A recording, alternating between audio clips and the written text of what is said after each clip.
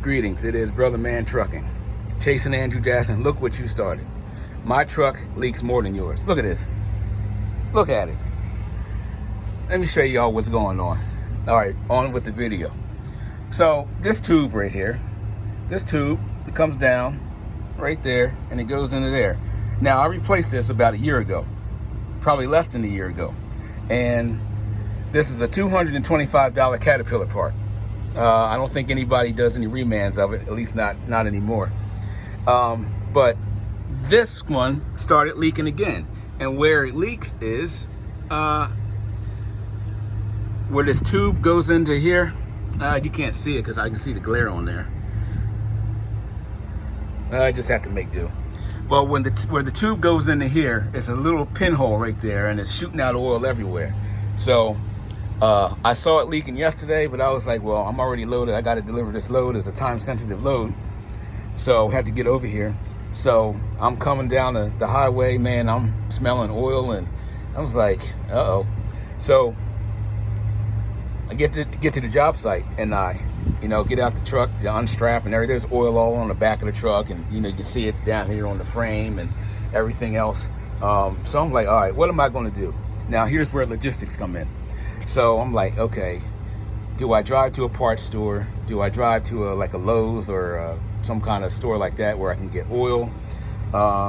What do I do? So I start looking at Google Maps, and I'm like, okay, there's nothing really around here. And I don't want to drive that far because it was full. So that's how much oil we have left on the stick. And these engines hold 10 gallon. So I was like, okay, what am I going to do? So there's a truck. Let me put this back in there. There's a truck warehouse right up literally across the street, and they have a shop there. So I called them up, said, hey, can I get some oil from you guys? I just need the oil. I need to bring the truck in. I just need some oil. So they put me on hold, say, no, we can't help you. All right. So do I call Uber and go somewhere, or what do I do? So I was like, I'm sitting there. So I'm thinking, oh man, this and that and this and everything like that. And at the same time, I'm like, okay, maybe it's the turbo, man. I hope I didn't blow the turbo, but it was sounding fine. So I'm looking at Google Maps, and I call the one place, truck accessory place, and they say that I asked if they sell engine oil. They said no, but you can call the parts store, which is a couple miles down the road. I said, all right, I'll call them. So I called them, and I said, listen, here's the situation. I'm on a job site. I need 10 gallons of oil. Can you deliver it to me? And I saw on the website that they deliver. So maybe not quite the ideal situation of what they were looking for, but he said, hold on, let me see. What's your address? So I gave him the information where I was, and I said, listen, I'll prepay, I just need the 10 gallons of oil. He says, okay, yeah. So this is back and forth on hold a couple times. I had to go through the chain of command. So we got to pay for the oil. So the delivery man just left. So there's a Shell shortage, a Rotella oil shortage.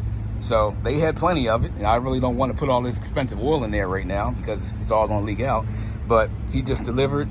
I got the oil here, so we're going to go ahead and put the oil back in, and then I got another probably another 100 miles home. So, and I was loaded coming up here, so I ain't got to mash on it as hard and strain the motor as hard going back, pulling the sailboat fuel, so, or motorcycle doors.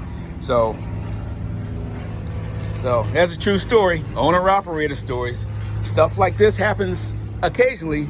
It don't make it to the glass all the time, because y'all don't want to see that stuff. See ya.